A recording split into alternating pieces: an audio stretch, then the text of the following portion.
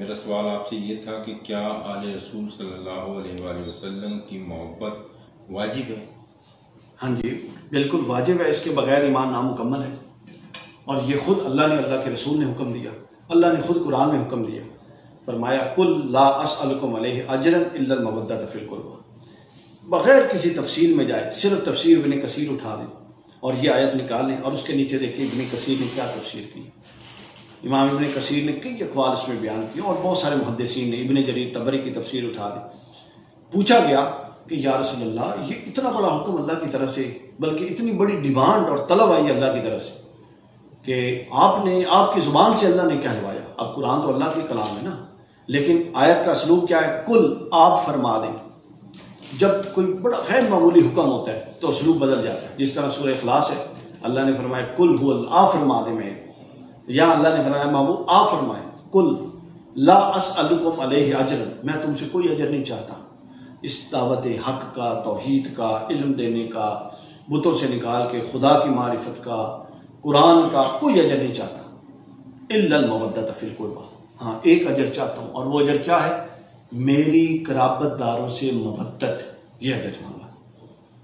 اب قرآن کی نص سے ثابت ہو گیا نا، قرآن کی آیت سے، تو یہ تو واجب ہو گیا، فرض ہو گیا، اس کے بغیر تو ہے ہی کوئی نہیں، چکر ہی کوئی نہیں۔ تو یہ قرآن مجید کی نص سے واجب ہے محبت اہل بیت، یہ کوئی ایسا مستحسن عمل نہیں ہے۔ اور اسی طرح احادیث میں بھی ہے، مثلا حضور نبی صلی اللہ علیہ وسلم نے فرمایا، اپنا حضرت ابو ہریرہ سے مروی کہ خیرکم لأہلی من بعدی، تم میں سے بہترین وہ ہے جو میرے بعد میری اہل کے لیے بہترین ہے، جو تمہارے بعد میرے بعد میری اہل کے ساتھ بہترین سلوک کرے گا، میرے گھر والوں کے ساتھ، وہ میری نظر میں قیامت کے دن جب تم آؤ گے تو اس کی اہمیت سب سے زیادہ ہوگی جو اچھا سلوک کر کے آئے گا، اور جو اچھا سلوک کر کے نہیں گئے، لازمی بات ہے پھر ان کی کیا حیثیت اور کیا اہمیت ہو، آپ خود اندازہ لگا دیں۔ اور آگے دوسری حدیث پاک، مطلب آپ کو میں ایک حدیث سناتا ہوں، اس سے آپ اندازہ لگا لیں اس کی امپورٹنس کی۔ حضرت جو عبداللہ ابن عباس ہیں ان سے یہ حدیث مروی ہے، حضرت عباس سے جو حضور کے چچا، ان سے یہ حدیث مروی ہے، عباس عن العباس عن عبد المطلب، حضرت عبد المطلب کے جو بیٹے حضرت عباس حضور صلی اللہ علیہ وسلم کے چچا، ان سے حدیث مروی، وہ کہتے ہیں یا رسول اللہ، یہ عرب آپس میں بات چیت کر رہے ہوتے ہیں، ہم جب پہنچتے ہیں تو ہمیں دیکھ کے ایک حدیث میں ہے کہ یہ اپنی بات بند کر دیتے ہیں، حدیث کے لفظ ہیں اپنا یک تو حدیثوں، اپنی باتوں کو ختم کر دیتے ہیں، اور دوسری حدیث میں ہے کہ یا رسول اللہ یہ آپس میں بڑے اچھے موڈ میں اور ہنس ہنس کے باتیں کر رہے ہوتے ہیں، جب آل رسول میں سے ہم میں سے کوئی پہنچتا ہے تو یا رسول اللہ یہ اپنا چہرہ بدل لیتے ہیں اور اس طرح سے ہم سے پیش آتے ہیں، ہمیں جانتے ہی نہیں، گویا کہ اپنا پورے تاثرات بدل دیتے ہیں۔ جب حضرت انہوں نے یہ بات کی تو حضور نبی صلی اللہ علیہ وسلم جلال میں آ گئے، حدیث کے لازم وَإِذَا لَقُونَا بِوَجُوهِ لَا نَعْرِفُهَا، جب ہم سے ملتے ہیں تو ان چہروں سے ملتے ہیں لا نعرفها، جیسے کہ ہمیں جانتے ہی نہیں، ہم اجنبی باہر سے کہیں آئے۔ قال فغضب النبی صلی اللہ علیہ وسلم، اب ابن عباس بن عبد المطلب فرماتے ہیں جب میں نے یہ بات کی تو فغضب النبی، حضور غضبناک ہو گئے، غضبا شدیدا، شدید غضبناک ہو گئے،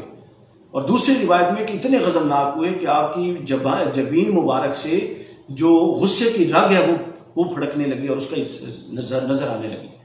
خون کی گردش اتنی تیز ہو گئی۔ وقال، اور آپ نے کہا والذی نفسی بیدہ، میں قسم اٹھاتا ہوں اس کی جس کے ہاتھ میں میری جان ہے، لا يدخل قلب رجل الایمان،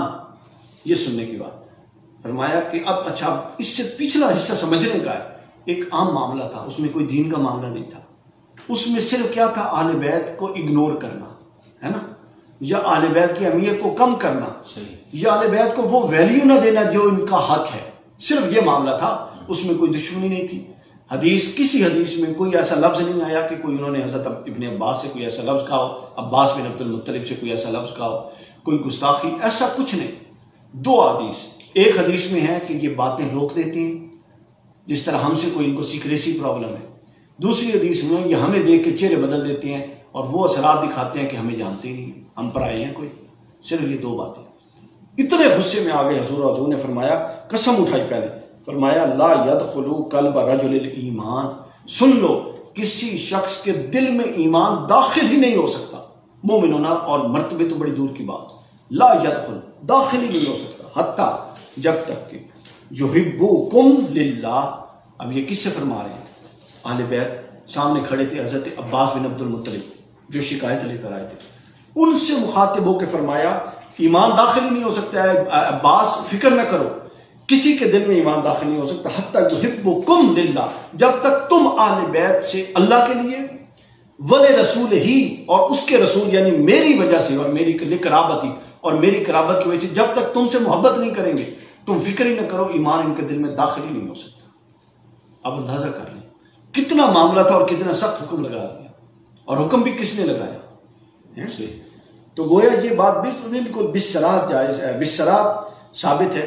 کہ محبت آل بیت جو ہے یہ واجب ہے، اور یہ اگر نہ ہو تو نہ ایمان مقبول ہوتے ہیں، اور یہ اگر نہ ہو تو ایمان،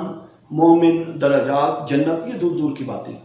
ایمان کے اندر، ایمان دل کے اندر داخل ہی نہیں ہو سکتا. اور اگر رسول اللہ نے اتنی سی بات پر، حضرت ابن عباس بن عبد المطلب کی اتنی سی بات پر یہ ریئیکٹ کیا، اس سے آپ اندازہ لگا لیں کہ جو باقی تکالیف ہوئی اور پھر جو ایکسٹریم تھا واقعہ کربلا، اس سے کیا رسول اللہ صلی اللہ علیہ وسلم کے تاثرات اور کیا تکلیف کا عالم ہے. تو یہ ایمان کا حصہ ہے اور عین ایمان ہے.